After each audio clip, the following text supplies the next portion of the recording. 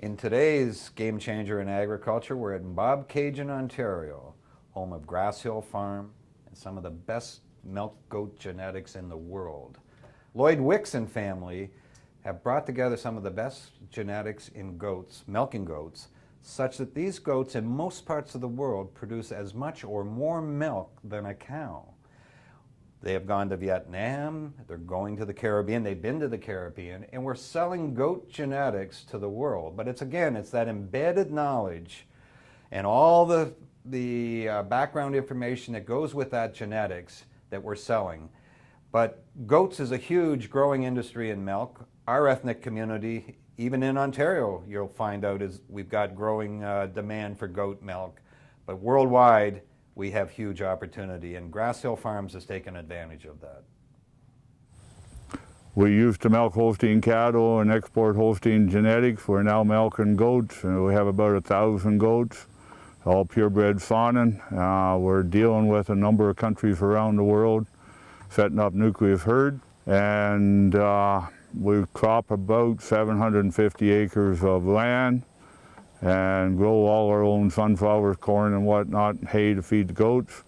We try to pasture the goats and the red Angus cattle as much as possible because ruminants are supposed to eat grass. The fawning goat is the largest goat of the goats. They're the heaviest milkers. They seem to be probably the best goats to handle stress and the easiest goats to work with. Dealing with goats at this size is something that a woman and small kids can work with in a backyard type farm, or they can work with it at a larger farm without a lot of infrastructure. The fawning goat is the quietest, most domesticated of the breeds. When we went into this, coming from a background of exporting Holstein genetics around the world, and Holsteins of course being the major cow breed, we wanted to make sure that we didn't limit our market opportunities by having a breed that was only of interest in certain niche markets. We have probably 30 countries right now that we're negotiating with to set up goat herds and whatnot in the future, or that want to buy semen or embryos or in some way improve their genetics. So the acceptability of the fawning goat on a world basis is very strong, and we're getting to the point now where we have documented proof of how well these goats have adopted in countries like Trinidad and Mexico from some of our earliest sales.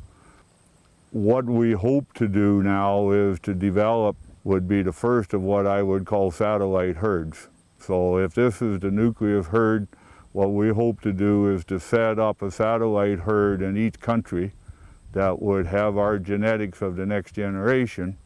And rather than trying to deal with a whole group of different individuals in that country, we would deal with the satellite herd. They would disperse our genetics either through live animals, semen, or embryos to the other herds in the country, and then we would restock the next generation of genetics into that satellite herd every year.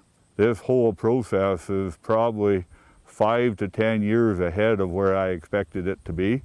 If we can get import permits, we could never keep up to the demand for live goats. So that's what's really fueled our interest in semen and embryos. And it's possible to ship semen and embryos a whole lot cheaper and with a whole lot less red tape than what it is to ship live animals. Look at the width of the chest, and compared to what you would see in a standard barn, that's probably 2 to 3 times the amount of chest width that you would get in most goats. So it was one of the things that we selected highly for at the beginning, because it was also one of the things that we concentrated on with the cows.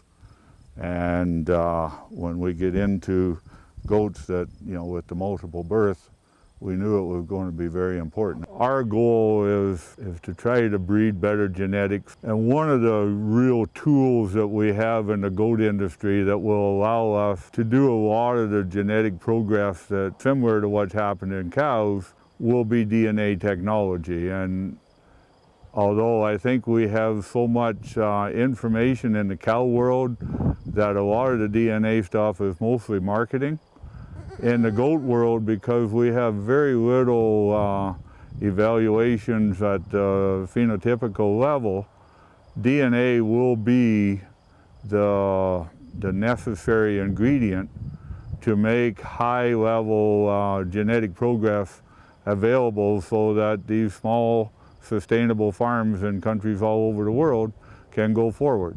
And to me, as an old guy, it's really exciting to be part of new technology like that. And with the quick turnaround in the goat industry, I might still be alive long enough to see if it works.